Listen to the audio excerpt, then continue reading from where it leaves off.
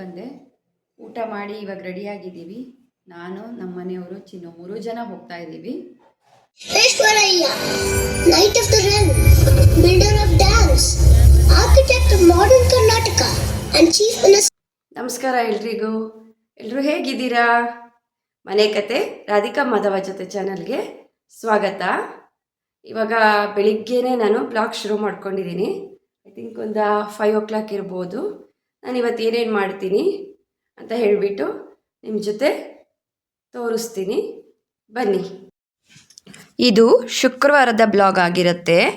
ಬೆಳಗ್ಗೆ ಎದ್ದು ಇಡ್ಲಿ ಹಿಟ್ಟನ್ನು ರಾತ್ರಿ ರುಬ್ಬಿ ಓವನಲ್ಲಿ ಇಟ್ಟಿದ್ದೆ. ಹಿಟ್ಟು ಹುಳಿ ಬಂದಿದೆಯಾ ಚೆಕ್ ಮಾಡಿ, ಏಕೆಂದರೆ ಚಳಿಗಾಲ ಅಲ್ವಾ, ಒಂದೊಂದು ಸಲ ಹುಳಿ ಬರಲ್ಲ. ಅದಕ್ಕೆ ಇವತ್ತು ಚೆಕ್ ಮಾಡ್ತಾಯಿದ್ದೀನಿ. ಬಟ್ ಚೆನ್ನಾಗಿ ಹುಳಿ ಬಂದಿತ್ತು. ನಂತರ ನನ್ನ ಡೈಲಿ ರೊಟೀನು, ನೀರು ಬಿಸಿ ಮಾಡಿಕೊಂಡು ಅದಕ್ಕೆ 1 ಸ್ಪೂನು ಲಿಂಬೆ ರಸ ಹಾಕ್ಕೊಂಡು ಫುಲ್ 1 ಗ್ಲಾಸ್ ನೀರನ್ನ ಕುಡಿತೀನಿ. ಓವನಲ್ಲಿ ನೀರನ್ನು ಬಿಸಿಗಿಟ್ಟಿದ್ದೆ, ಅದಕ್ಕೆ ಲಿಂಬೆ ರಸ ಹಾಕ್ಕೊಂಡು ಕುಡಿತಾ ಇದ್ದೀನಿ. ಈ ಥರ ನೀರು ಕುಡಿಯೋದ್ರಿಂದ ಬಾಡಿ ಹೀಟು ಸ್ವಲ್ಪ ರೆಡ್ಯೂಸ್ ಆಗುತ್ತೆ ಅಂತ ನಾನೇ ಅಂದ್ಕೊಂಡಿದ್ದೀನಿ. ಮೊದಲೆಲ್ಲ ಬೇರೆ ಬೇರೆ ಅದೇನೋ ಕಾಳು ಬರುತ್ತೆ, ಆ ಕಾಳನ್ನು ಕಲ್ಸಕ್ಕರೆ ಜೊತೆ ನೆನೆಸಿಟ್ಕೊಂಡು ಕುಡಿತಾ ಇದ್ದೆ. ನಂತರ ತಲೆಗೆ ಎಣ್ಣೆ ಹಾಕ್ಕೊಳ್ಳೋಣ ಅಂತ, ತಲೆಗೆ ಸ್ನಾನ ಮಾಡೋದ್ರಿಂದ ತಲೆಗೆ ಎಣ್ಣೆ ಹಾಕ್ಕೊಳ್ಳೋಣ ಅಂತ ನಾನೇ ಮನೇಲಿ ಮಾಡಿದ್ನಲ್ಲ, ಆ ಎಣ್ಣೆನ ಕಾಸ್ಕೊಳ್ತಾ ಇದ್ದೀನಿ. ಎಣ್ಣೆ ಮನೇಲಿ ಮಾಡಿದ ವೀಡಿಯೋನ ನಾನು ಮೊದಲೇ ಹಾಕಿದ್ದೀನಿ, ನೀವು ನೋಡಿ.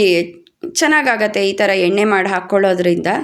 ನಾನು ಎಣ್ಣೆನ ಯಾವಾಗಲೂ ಮನೇಲೇ ಕಾಸಿದ್ದನ್ನು ಹಾಕ್ಕೊಳ್ಳೋದು. ನನಗೆ ಈ ಎಣ್ಣೆ ಹಾಕ್ಕೊಂಡು ತಲೆ ಮಸಾಜ್ ಮಾಡ್ಕೊಳ್ಳೋದು ಅಂದರೆ ಒಂಥರ ಇಷ್ಟದ ಕೆಲಸ. ಯಾಕೆಂದರೆ ಒಂಥರ ರಿಲ್ಯಾಕ್ಸ್ ಆಗುತ್ತೆ. ಹೇಗೂ ಡೈಲಿ ವ್ಲಾಗ್ ಮಾಡ್ತಾ ಇದ್ದೀನಿ ಅಲ್ವಾ, ಅದಕ್ಕೆ ಈ ಕ್ಲಿಪ್ಪನ್ನು ಕೂಡ ಆ್ಯಡ್ ಮಾಡಿದ್ದೀನಿ. ಎಣ್ಣೆ ಹಾಕ್ಕೊಂಡು ತಲೆಗೆಲ್ಲ ಕ್ಲೀನಾಗಿ ಎಣ್ಣೆ ಹಾಕ್ಕೊಂಡು ಮಸಾಜ್ ನಾನೇ ಮಾಡ್ಕೋತೀನಿ. ಯಾಕೆಂದರೆ ನಮ್ಮ ಮನೇಲಿ ಇನ್ನೇನು ಆಪ್ಷನ್ ಇಲ್ಲ. ಕ್ಲೀನಾಗಿ ಎಣ್ಣೆ ಹಾಕ್ಕೊಂಡು ತಲೆಗೆ ಮಸಾಜ್ ಮಾಡ್ಕೋತಾ ಇದ್ದೀನಿ. ಹಾಗೂ ಭಾನುವಾರ ಕೂಡ ನಾನು ಇದೇ ಎಣ್ಣೆನ ಹಾಕ್ಕೊಂಡು ನನಗೆ, ನನ್ನ ಮಗಳಿಗೆ, ನಮ್ಮ ಮನೆಯವ್ರಿಗೆ ಎಲ್ಲ ಎಣ್ಣೆ ಹಾಕಿಬಿಟ್ಟು, ನನ್ನ ಮಗಳು ಒಂದೊಂದು ಸಲ ಅಮ್ಮ ಮಸಾಜ್ ಮಾಡು ಅಂತಾಳೆ, ಮಾಡ್ತಾ ಇರ್ತೀನಿ. ಆ ಕ್ಲಿಪ್ಸ್ಗಳನ್ನು ಕೂಡ ಇಲ್ಲಿ ಆ್ಯಡ್ ಮಾಡಿದ್ದೀನಿ. ತಲೆ ಕೂದಲು ಒಂದು ಸ್ವಲ್ಪ ಹೋಗುತ್ತೆ, ಅದು ಮಾಮೂಲಿ. ಬಟ್ ನಾನು ಹೆಲ್ಮೆಟ್ಟು ದಿನ ವೇರ್ ಮಾಡ್ತೀನಲ್ವ, ಸ್ವಲ್ಪ ತಲೆ ಕೂದಲು ಉದುರುತ್ತೆ. ಹಾಗಾಗಿ ನಾನು ವಾರದಲ್ಲಿ 2 ದಿನ ಎಣ್ಣೆ ಹಾಕ್ಕೊಂಡು ತಲೆಗೆ ಸ್ನಾನ ಮಾಡ್ತೀನಿ. ಯಾಕೆಂದರೆ ಸ್ವಲ್ಪ ಹೇರ್ ಕೇರ್ ಮಾಡಬೇಕಲ್ವ, ಹೊರಗಡೆ ಧೂಳು ಎಲ್ಲ ಸೇರಿಕೊಂಡಿರುತ್ತೆ, ಅದಕ್ಕೋಸ್ಕರ. ಆಮೇಲೆ ಶುಕ್ರವಾರ ಅಲ್ವಾ, ಅದಕ್ಕೆ ದೇವ್ರ ಪಾತ್ರೆನೆಲ್ಲ ತೆಗೆದು ತೊಳೆಯೋದಕ್ಕೆ ರೆಡಿ ಮಾಡ್ತಾಯಿದ್ದೀನಿ. ಮೊದಲೆಲ್ಲ ದಿನ ತೊಳಿತಾ ಇದ್ದೆ, ಈಗ ಬರೀ ದೀಪಗಳನ್ನು ಮಾತ್ರ ದಿನ ತೊಳಿತೀನಿ. ಉಳಿದಿದ್ದನ್ನೆಲ್ಲ ಶುಕ್ರವಾರ ಬೆಳಗ್ಗೆ ಅಥವಾ ಗುರುವಾರ ಸಾಯಂಕಾಲ ಕೆಲಸ ಬಿಟ್ಟು ಬಂದು ಕೂಡಿದ್ರೆ ಗುರುವಾರ ಸಂಜೆ ಎಲ್ಲ ತೊಳೆದಿಡ್ತೀನಿ. ಇಲ್ಲಾಂದರೆ ಶುಕ್ರವಾರ ಬೆಳಗ್ಗೆ ಸ್ವಲ್ಪ ಬೇಗ ಎದ್ದುಬಿಟ್ಟು ದೇವ್ರದ್ದೆಲ್ಲ ಪಾತ್ರೆಗಳನ್ನು ತೊಳಿತೀನಿ. ಕೆಲವು ವಿಷಯಗಳನ್ನು ನಮಗೆ ಕೂಡದೇ ಇದ್ದಾಗ ನಾವೇ ಕೆಲವು ಕೆಲಸಗಳನ್ನು ಅಡ್ಜಸ್ಟ್ ಮಾಡ್ಕೊಂಡು ಹೋಗಬೇಕು. ಈಗ ಆ ಥರ ಅಭ್ಯಾಸ ಮಾಡ್ಕೋತಾ ಇದ್ದೀನಿ. ಮೊದಲೆಲ್ಲ ಆ ಕೆಲಸ ಆಗಬೇಕು ಅಂದರೆ ಆಗಬೇಕು, ಇಲ್ಲಾಂದರೆ ಒಂಥರ ಕಿರಿಕಿರಿ ಆಗ್ತಾಯಿತ್ತು. ಇವಾಗ ನಿಧಾನಕ್ಕೆ ಇಲ್ಲ, ಎಷ್ಟು ಕೆಲಸ ಆಗುತ್ತೋ ಅಷ್ಟನ್ನೇ ಮಾಡ್ಕೊಳ್ಳೋಣ, ಉಳಿದಿದ್ದನ್ನು ನೋಡೋಣ ಅನ್ನೋ ಥರ ಅಡ್ಜಸ್ಟ್ ಆಗೋಕ್ಕೆ ಶುರುವಾಗಿಬಿಟ್ಟಿದ್ದೀನಿ. ಯಾಕೆಂತಂದರೆ ಆಗಲ್ಲ ಎಲ್ಲದೂ ಮಾಡ್ಕೊಂಡು ಹೋಗ್ತೀವಿ ಅಂತಂದರೆ, ಕೆಲವು ಕೆಲಸಗಳಿಗೆ ನಾವೇ ಅಡ್ಜಸ್ಟ್ ಆಗಬೇಕಾಗತ್ತೆ. ಇನ್ನು ದೇವ್ರ ಪಾತ್ರೆ ತೊಳೆಯೋದಕ್ಕೆ ನಾನು ಸಬೀನಾ, ಲಿಕ್ವಿಡು ಮತ್ತು ಲಿಂಬೆ ರಸ ಈ 3ನ್ನ ಮಿಕ್ಸ್ ಮಾಡ್ಕೋತೀನಿ. ದೇವ್ರ ಪಾತ್ರೆ ಒಂಥರ ಚೆನ್ನಾಗಾಗತ್ತೆ. ಎಲ್ಲ ದೇವ್ರ ಪಾತ್ರೆಗಳನ್ನು ಇಲ್ಲಿ ತೊಳಿತಾ ಇದ್ದೀನಿ. ನಂತರ ದೇವ್ರ ಮನೆ ಕ್ಲೀನ್ ಮಾಡ್ಕೋಬೇಕಲ್ವಾ, ಎಲ್ಲ ಸುಮಾರು ದೇವ್ರ ಪಾತ್ರೆ ಇರುತ್ತೆ, ಎಲ್ಲದೂ ಕ್ಲೀನಾಗಿ ಉಜ್ಜಬೇಕು. ಈ ದೇವ್ರ ಪಾತ್ರೆ ಉಜ್ಜೋದೇ ಒಂದು ಏನಂತಾರೆ, ಒಂದು ದೊಡ್ಡ ಕೆಲಸ. ಯಾಕೆಂತಂದರೆ ಅದು ನಮ್ಮ ಕೈದು ಫೋರ್ಸ್ ಹಾಕಿ ಉಜ್ಜಬೇಕು. ಇಲ್ಲಾಂತಂದರೆ ಅದೊಂಥರ ಚೂರು ಕಪ್ಪಾಗಿರುತ್ತಲ್ಲ, ಅದೆಲ್ಲ ಕ್ಲೀನ್ ಆಗಲ್ಲ. ಎಲ್ಲ ದೇವ್ರ ಪಾತ್ರೆಗಳನ್ನು ಕ್ಲೀನಾಗಿಲ್ಲಿ ತೊಳ್ಕೊತಾ ಇದ್ದೀನಿ.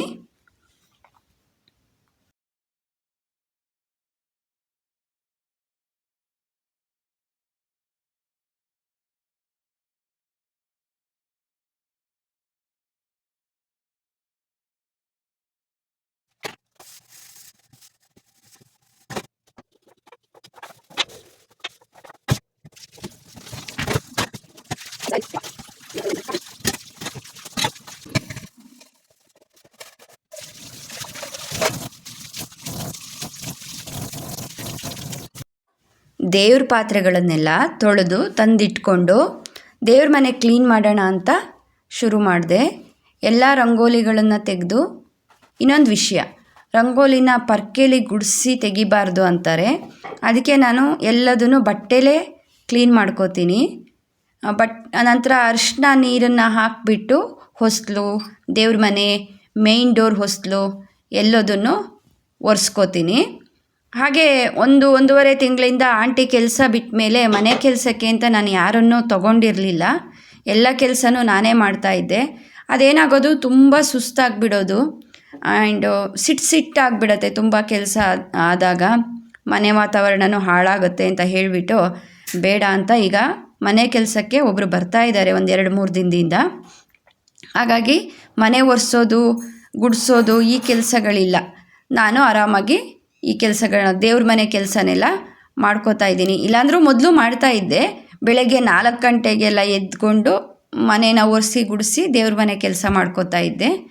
ಇವಾಗ ಹಾಗಾಗಿ ನಾನಿವತ್ತು 1 ಅವರು ಬಿಟ್ಟು ಎದ್ದಿದ್ದು. 4 ಗಂಟೆಗೆ ಏಳಲಿಲ್ಲ, 5 ಗಂಟೆಗೆ ಎದ್ಕೊಂಡು ಎಲ್ಲ ಮಾಡ್ತಾಯಿದ್ದೀನಿ.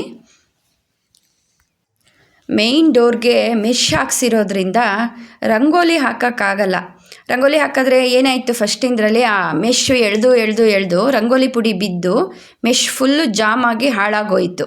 ಹಾಗಾಗಿ ಹೊಸ್ಲಿಗೆ ಬರೀ ಅರಿಶಿನ ಕುಂಕುಮ ಇಡ್ತೀನಿ. ಇಲ್ಲಿ ದೇವ್ರ ಪಾತ್ರೆಗಳನ್ನೆಲ್ಲ ತೊಳೆದ ಮೇಲೆ ಅದನ್ನು ಒರೆಸಿ ಇಡಬೇಕು. ಇಲ್ಲಾಂತಂದರೆ ಅದು ಹುಳಿ ಹಾಕಿ ತೊಳೆದಿರ್ತೀವಲ್ಲ, ಕಪ್ಪಾದಂಗೆ ಆಗತ್ತೆ. ಅದಕ್ಕೆ ಎಲ್ಲ ದೇವ್ರ ಪಾತ್ರೆಗಳನ್ನು ಅದಕ್ಕೆಂತಲೇ ಒಂದು ಬಟ್ಟೆ ಇಟ್ಕೊಂಡಿದ್ದೀನಿ. ಕ್ಲೀನಾಗಿ ಒರೆಸ್ಬಿಟ್ಟು ಆಮೇಲೆ ಕ್ಲೀನಾಗಿ ದೀಪಕ್ಕೆಲ್ಲ ಬತ್ತಿ ಹಾಕಿ ಎಣ್ಣೆ ಹಾಕಿ ಜೋಡಿಸ್ತೀನಿ. ಅದಾದ ನಂತರ ಹೊಸ್ಲಿಗೆಲ್ಲ ಒರೆಸಿದ್ದು ನೀರೆಲ್ಲ ಒಣಗಿತ್ತು. ಹಾಗಾಗಿ ಹೊಸ್ಲಿಗೆಲ್ಲ ರಂಗೋಲಿ ಹಾಕ್ತಾಯಿದ್ದೀನಿ. ನಾನು ರಂಗೋಲಿ ತುಂಬ ಚೆನ್ನಾಗಿ ಹಾಕ್ತೀನಿ ಅಂತಲ್ಲ, ಆದರೆ ಎಷ್ಟು ಬೇಕೋ ಅಷ್ಟನ್ನು ಕಲ್ತಿದ್ದೀನಿ, ಹಾಕ್ತೀನಿ. ಬಟ್ ಈ ನಡುವೆ ರಂಗೋಲಿ ಮೇಲೆ ತುಂಬ ಇಂಟ್ರೆಸ್ಟ್ ಶುರುವಾಗಿದೆ. ಕೆಲವುದೆಲ್ಲ ಹಾಕ್ತಾ ಇರ್ತೀನಿ. ನಾನು ಹಾಕೋ ರಂಗೋಲಿಗಳು ಕೆಲವುದನ್ನು ಶಾರ್ಟ್ಸಲ್ಲಿ ಹಾಕಿದ್ದೀನಿ, ನೀವು ನೋಡ್ಬೋದು. ತುಂಬ ಚೆನ್ನಾಗಿ ಅಂತಲ್ಲ, ಒಂದು ಈಸಿ ರಂಗೋಲಿ, ಏನೂ ಬರದೇ ಇದ್ದವ್ರಿಗೆ ಕಲಿಯೋದಕ್ಕೆ ಐಡಿಯಾ ಸಿಗತ್ತೆ. ಶಾರ್ಟ್ಸ್ ನೋಡಿ, ಅದರಲ್ಲಿ ಕೆಲವು ರಂಗೋಲಿಗಳಿದೆ. ರಂಗೋಲಿ ಹಾಕಾದ್ಮೇಲೆ ಎಲ್ಲ ಕಡೆಗೂ ಅರಿಶಿನ ಕುಂಕುಮನ ಇಡ್ತಾಯಿದ್ದೀನಿ. ದೇವ್ರ ಮನೆಗೆ, ಹೊಸ್ಲಿಗೆ, ಮೇನ್ ಹೊಸ್ಲಿಗೆ ಎಲ್ಲ ಕಡೆ ಅರಿಶಿನ ಕುಂಕುಮನ ಇಡ್ತಾಯಿದ್ದೀನಿ.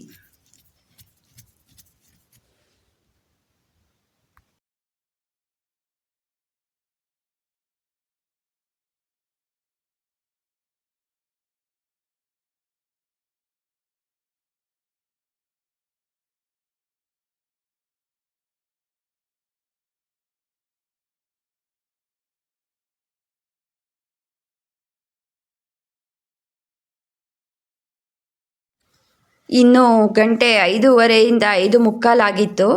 ನಮ್ಮ ಮನೆಯವರು ಸಂಗೀತ ಅಂದರೆ ಮನೆ ಕೆಲಸಕ್ಕೆ ಬರ್ತಾರಲ್ಲ, ಅವರು ಎಲ್ಲರೂ ಇದ್ದರು. ಹಾಗಾಗಿ ಕಾಫಿ ಮಾಡಿ ಕುಡಿಯೋಣ ಅಂತ ಕಾಫಿ ಮಾಡಿದೆ. 3 ಜನ ಕೂತ್ಕೊಂಡು ಮಾತಾಡ್ಕೊಂಡು ಕಾಫಿ ಕುಡಿತೀವಿ. ನಂತರ ಹಾಲು ಖಾಲಿ ಆದಮೇಲೆ ಕಾಸೋದು. ನಾನು ಹಾಲು ಕಾಸೋಕ್ಕೆ ಇಡ್ತಾಯಿದ್ದೀನಿ. ಹಾಲು ಕಾಸ್ಕೊಂಡು ನಂತರ ಇಡ್ಲಿ ಅಲ್ವಾ, ಇಡ್ಲಿ ಹುಯ್ಯೋಣ ಅಂತ ಇಡ್ಲಿ ಹಿಟ್ಟನ್ನೆಲ್ಲ ಕಲಸಿ ಹುಯ್ತಾ ಇದ್ದೀನಿ. ಇಡ್ಲಿ ಹಿಟ್ಟು ಒಂದೊಂದ್ಸಲ ಹುಳಿ ಬರೋದೇ ಇಲ್ಲ. ಬಟ್ ಇವತ್ತು ಹಂಗಾಗಿರಲಿಲ್ಲ, ತುಂಬ ಚೆನ್ನಾಗಿ ಹುಳಿ ಬಂದಿತ್ತು. ಅದನ್ನೆಲ್ಲ ಕಲಿಸ್ಬಿಟ್ಟು ಇಡ್ಲಿ ಪಾತ್ರೆಗೆ ಹಾಕಿಬಿಟ್ಟು ಎಲ್ಲ ಹುಯ್ತಾ ಇದ್ದೀನಿ. ಇನ್ನೊಂದೇನು ಅಂದರೆ, ಆವಾಗ ಅರ್ಜೆಂಟಲ್ಲಿ ಇದು ಗೃಹ ಪ್ರವೇಶ ಟೈಮಲ್ಲಿ ಮಾರ್ಕೆಟಿಗೆ ಹೋದಾಗ ಈ ಥರ ಅಲ್ಯೂಮಿನಿಯಂ ಇಡ್ಲಿ ಪಾತ್ರೆ ತೊಗೊಂಬಿಟ್ಟೆ. ಒಂದು ಸ್ಟೀಲಿನ ತೊಗೋಬೇಕು, ನೋಡ್ತಾ ಇದ್ದೀನಿ.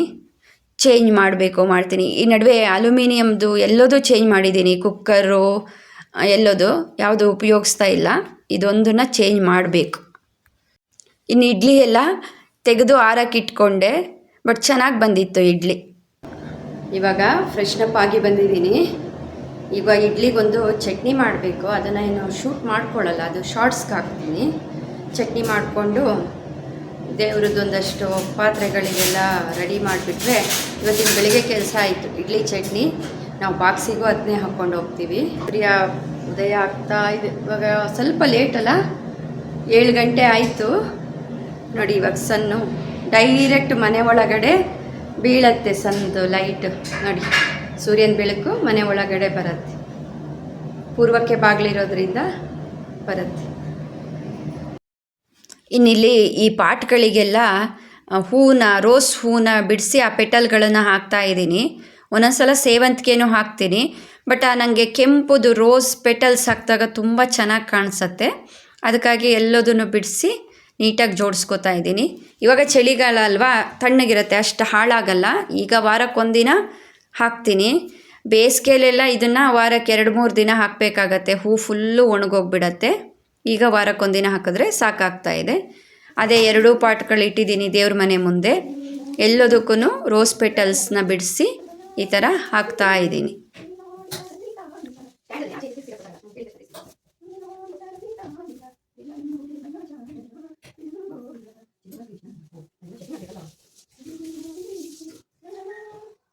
ನಂತರ ಎದುರುಗಡೆಗೆ ತುಳಸಿ ಕಟ್ಟೆ ಹತ್ರ ಡೋರ್ಗೆ ಎಲ್ಲ ರಂಗೋಲಿ ಹಾಕಿದೆ.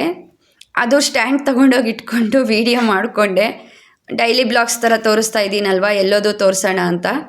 ಬಟ್ ಏನಂದರೆ ಇದನ್ನೆಲ್ಲ ಮಾಡೋಕ್ಕೋಗಿ ಸ್ವಲ್ಪ ಲೇಟಾಗೋಯಿತು. ಈ ಥರ ಹೊಸ್ಲಿಗೆ ಹಾಕೋಕ್ಕಾಗಲ್ವಲ್ಲ, ಅದನ್ನ ಎದುರುಗಡೆ ಇದರ ಮೇಲೆ ಹಾಕ್ತೀನಿ. ಯಾಕೆಂದರೆ ಬೋಳ್ ಕಾಣಬಾರ್ದು ಅಂತ ಹೇಳಿಬಿಟ್ಟು ಹೊಸ್ಲಿಂದ ಕೆಳಗಡೆಗೆ ಹಾಕ್ತೀನಿ. ಮೆಶ್ ದಾಟಿಸ್ಬಿಟ್ಟು ಈ ಥರ ರಂಗೋಲಿ ದಿನ ಹಾಕಿಡ್ತೀನಿ. ಇನ್ನು ಮೌರ್ಯಂಗೆ ಇವತ್ತು ಬೆಳಗ್ಗೆ ವ್ಯಾನ್ ಪಿಕಪ್ ಇರಲಿಲ್ಲ. ಅವನಿಗೆ ಬೆಳಗ್ಗೆ ವ್ಯಾನ್ ಪಿಕಪ್ ಇದ್ದರೆ 8 o'clock ಎಲ್ಲ ವ್ಯಾನ್ ಬರುತ್ತೆ. ಅವನು ಸ್ನ್ಯಾಕ್ಸು ಲಂಚು ಎಲ್ಲ ರೆಡಿ ಆಗಬೇಕು. ಇವತ್ತು ಸ್ಕೂಲ್ ಡೇ ಇರೋದ್ರಿಂದ ಮಧ್ಯಾಹ್ನಕ್ಕಿತ್ತು. 8 ಗಂಟೆ ಆಯಿತು. ತಿಂಡಿ ತಿಂದ್ಕೊಂಡು ಇವತ್ತು ಇದೇ ಡ್ರೆಸ್ ಸಾಕು. 3 ಗಂಟೆಗೆ ಪರ್ಮಿಷನ್ ಮೇಲೆ ಬರ್ತಾ ಇದ್ದೀನಿ. ಮೌರ್ಯಂದು ಸ್ಕೂಲಲ್ಲಿ ಇವತ್ತು ಸ್ಕೂಲ್ ಡೇ, ಹಾಗಾಗಿ ನಾವೆಲ್ಲರೂ ಹೋಗ್ತಾ ಇದ್ದೀವಿ. ಈಗ ತಿಂಡಿ ತಿಂದ್ಕೊಂಡು ಬಾಕ್ಸು ತೊಗೊಂಡು ಹೋಗ್ತೀನಿ. ಮಧ್ಯಾಹ್ನ ಅಲ್ಲಿ 1:30 ಊಟ. ಬಾಕ್ಸಿಗೂ ಇಡ್ಲಿನೇ ಹಾಕ್ಕೊಂಡಿದ್ದೀನಿ. ಮೌರ್ಯ ಸ್ಕೂಲ್ ಡೇ ಇದೆ, ಆಮೇಲೆ ಸಿಗ್ತೀನಿ. ಇವಾಗ ನಾನು ಡ್ಯೂಟಿಗೆ ಹೋಗಿ ಬರ್ತೀನಿ. ರೆಡಿ ಆಗಿಬಿಟ್ಟು ಡ್ಯೂಟಿಗೆ ಹೋಗಿ ಬರ್ತೀನಿ. ಸ್ಕೂಲ್ ಡೇದು ಆದಷ್ಟು ಕವರ್ ಮಾಡಿ ತೋರಿಸೋಣ ಅಂದ್ಕೊಂಡಿದ್ದೀನಿ. ಇಡ್ಲಿ ಚಟ್ನಿ ಚೆನ್ನಾಗಾಗಿದೆ. ಶೇಂಗಾ ಚಟ್ನಿ ಶಾರ್ಟ್ಸಲ್ಲಿ ಹಾಕಿರ್ತೀನಿ ನೋಡಿ, ಚೆನ್ನಾಗಾಗಿದೆ. ಆ್ಯಂಡ್ ಇಡ್ಲಿನೂ ಅಷ್ಟೇ, ಇಡ್ಲಿ ಅಕ್ಕಿ ಖಾಲಿ ಆಗಿಬಿಟ್ಟಿತ್ತು. ಸೊಸೈಟಿ ಅಕ್ಕಿಲೇ ನೆನೆಸಿ ಮಾಡಿದೆ. ಇದಕ್ಕೆ ಉದ್ದಿನಬೇಳೆ, ಸಾಬುದಾನಿ, ಸಬಕ್ಕಿ ಅಂತೀವಲ್ಲ, ಅದು ಈಕ್ವಲಲ್ಲಿ ನೆನೆಸಿ ಸೊಸೈಟಿ ರೈಸು ಡಬಲ್ ಹಾಕಿದ್ದೀನಿ. ಅಂದರೆ 2 ಲೋಟ ಸೊಸೈಟಿ ರೈಸು, ಅರ್ಧ ಲೋಟ ಸಾಬುದಾನಿ, ಅರ್ಧ ಲೋಟ ಉದ್ದಿನಬೇಳೆ. ತುಂಬ ಚೆನ್ನಾಗಿ ಬಂದಿದೆ ಇಡ್ಲಿ ಇವತ್ತು. ನಾನು ಸೊಸೈಟಿ ರೈಸಲ್ಲಿ ಇಡ್ಲಿ ಮಾಡಿರಲಿಲ್ಲ, ಇವತ್ತೇ ಫಸ್ಟ್ ಮಾಡಿದ್ದು. ಚೆನ್ನಾಗಿ ಬಂದಿದೆ.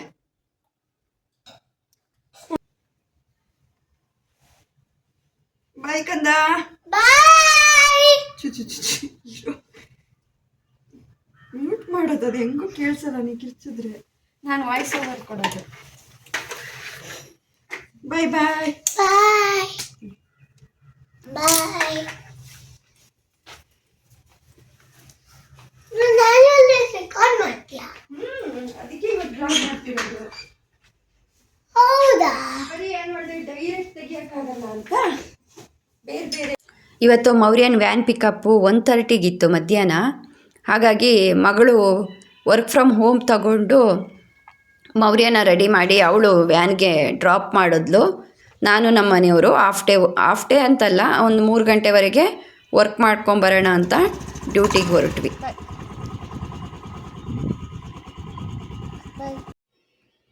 ಮೌರ್ಯನ್ ಸ್ಕೂಲಲ್ಲಿ ಸ್ಕೂಲ್ ಡೇ ಇದೆ, ಅದಕ್ಕೆ ಮಧ್ಯಾಹ್ನ ಪರ್ಮಿಷನ್ ತೊಗೊಂಡು ಒಂದು 2 o'clock ಮನೆಗೆ ಬಂದೆ. ಊಟ ಮಾಡಿ ಇವಾಗ ರೆಡಿಯಾಗಿದ್ದೀವಿ. ನಾನು ನಮ್ಮ ಮನೆಯವರು ಚಿನ್ನು 3 ಜನ ಹೋಗ್ತಾ ಇದ್ದೀವಿ. ನೋಡೋಣ ಸ್ಕೂಲ್ ಡೇ ಹೇಗಿರುತ್ತೆ ನೋಡೋಣ. ಸ್ಕೂಲ್ ಡೇ ಇದೆ, ಸ್ಕೂಲ್ ಹತ್ರ ಹೊರಟಿದ್ದೀವಿ. ಒಂದು ಆ್ಯನಿವಲ್ ಡೇ. ಅವನು ವಿಶ್ವೇಶ್ವರಯ್ಯ, ಗಿರೀಶ್ ಕಾರ್ನಾಡ್ 2 ಸ್ಕಿಟ್ಟೆಲ್ಲ ಅದೇನೋ ಗೊತ್ತಿಲ್ಲ, 2 ಏನಂತ ಪರ್ಸನಾಲಿಟಿನ ಆ್ಯಕ್ಟ್ ಮಾಡ್ತಾ ಇದ್ದಾನೆ. ನೋಡೋಣ ಎಷ್ಟು ಕವರ್ ಮಾಡಿ ತೋರ್ಸೋಕ್ಕಾಗುತ್ತೋ ತೋರಿಸ್ತೀನಿ. ಸೀರೆ ಉಡೋಣ ಅಂದ್ಕೊಂಡೆ, ತುಂಬ ಚಳಿ ಇದೆ ಹೊರಗಡೆ, ಅದಕ್ಕೆ ಡ್ರೆಸ್ ಹಾಕ್ಕೊಂಡಿದ್ದೀನಿ, ಲಾಂಗ್ ಡ್ರೆಸ್ ಹಾಕ್ಕೊಂಡಿದ್ದೀನಿ. ಅದೇನೆಂದರೆ ಓಪನ್ ಗ್ರೌಂಡಲ್ಲಿ ಮಾಡ್ತಾ ಇದ್ದಾರೆ, ಸೊ ತುಂಬ ಚಳಿ ಇರತ್ತಲ್ವ. ಸ್ವೆಟರು ಎಲ್ಲ ಇಟ್ಕೊಂಡಿದ್ದೀವಿ, ನೋಡೋಣ. ಇನ್ನು ಸ್ಕೂಲ್ಗೆ ಹೋಗೋ ದಾರಿದು ಇದೊಂದು ಕ್ಲಿಪ್ ಹಾಕಿದ್ದೀನಿ. ಸ್ಕೂಲಿದು ಪಾರ್ಕಿಂಗ್ ವ್ಯವಸ್ಥೆ ಎಲ್ಲ ಹೊರಗಡೆ ಔಟ್ಸೈಡು ಮಾಡಿಸಿದ್ರು, ಚೆನ್ನಾಗಿತ್ತು. ಒಂದು ಗ್ರೌಂಡ್ ಥರ ಇತ್ತು, ಅಲ್ಲಿ ಪಾರ್ಕಿಂಗ್ ಮಾಡಿ 5 ಫಂಕ್ಷನ್ಗಳು ಶುರುವಾಗ್ತಾ ಇತ್ತು. ಹಾಗಾಗಿ ಒಂದು 5 ನಿಮಿಷ ಲೇಟ್ ಆಗಿತ್ತು, ಹೋಗಿ ಜಾಯ್ನ್ ಆದ್ವಿ. ಅದು ಸ್ವಲ್ಪ ದೂರದಲ್ಲಿ ಕೂತ್ಕೊಂಡಿದ್ವಿ, ನನಗೇನು cover ಮಾಡೋಕ್ಕಾಗುತ್ತೋ cover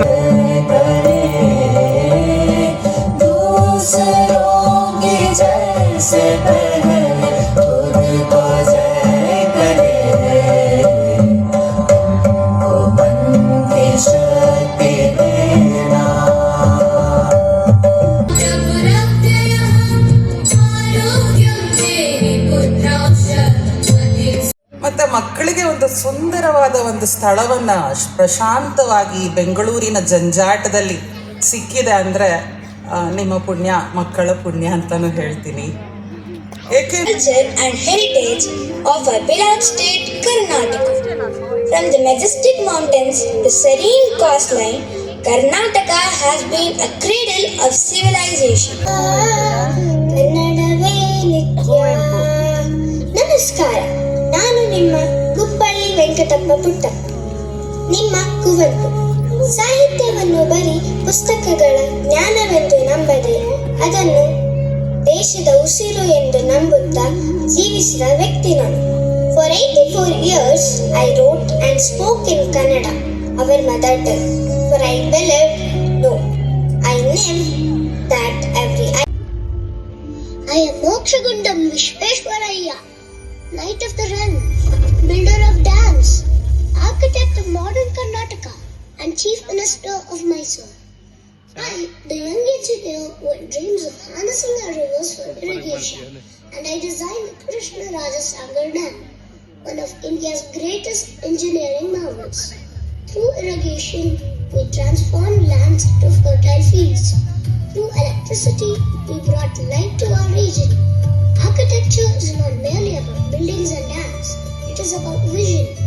It is about seeing what could be and dedicating your life to building it. Brick by brick, meter by meter. Hey, children, I'm glad you're interested in my work. I believe in the power of engineering to transform lives. Sir, what about the Kaveri River? The Kaveri, a lifeline for our state. My work on the Krishna Raja Sagar Dam was aimed at harnessing its waters for irrigation and power. That's amazing, sir! Water is a precious resource, and it's essential we manage it wisely. The Kaveri has been a vital part of Karnataka's history, and it's crucial we continue to conserve it. Sure, sir, we'll do it.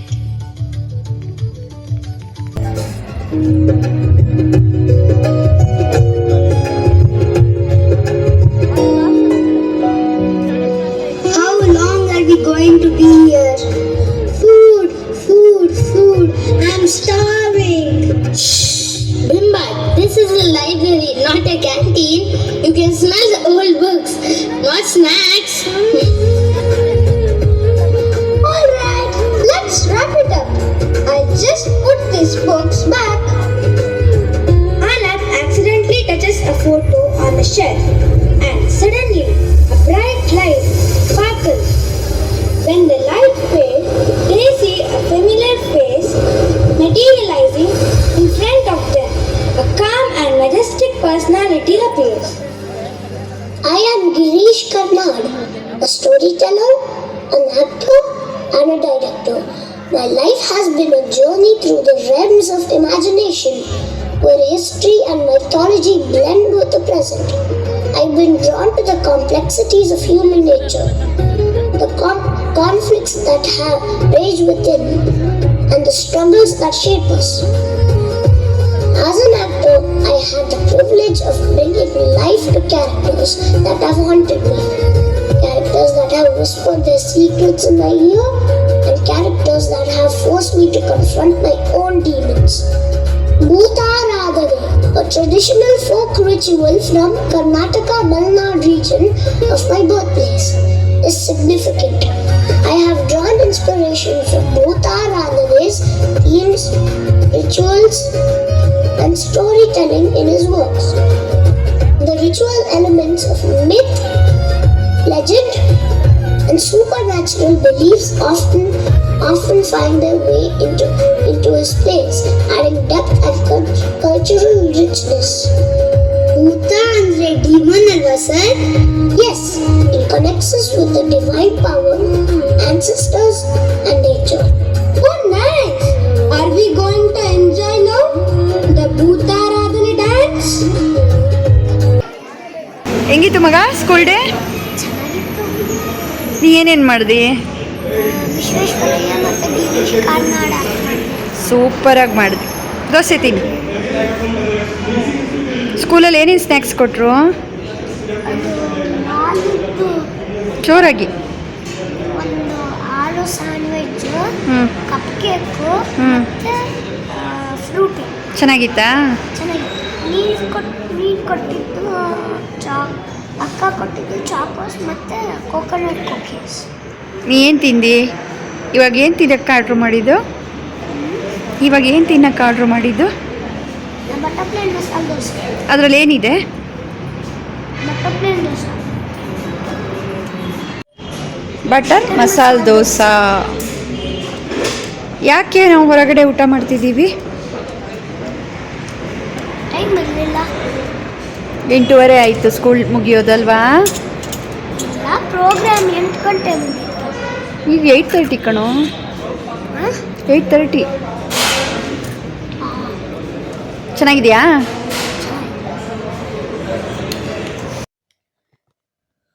ಅವ್ರೆಂದು school day ಮುಗೀತು. ಕಳಿಸ್ತಾ ಇದ್ದಾನೆ. Time ಎಷ್ಟಾಯ್ತು ಕಂದ? 9:30 ಅಷ್ಟು ಆಗಿರ್ಬೋದು.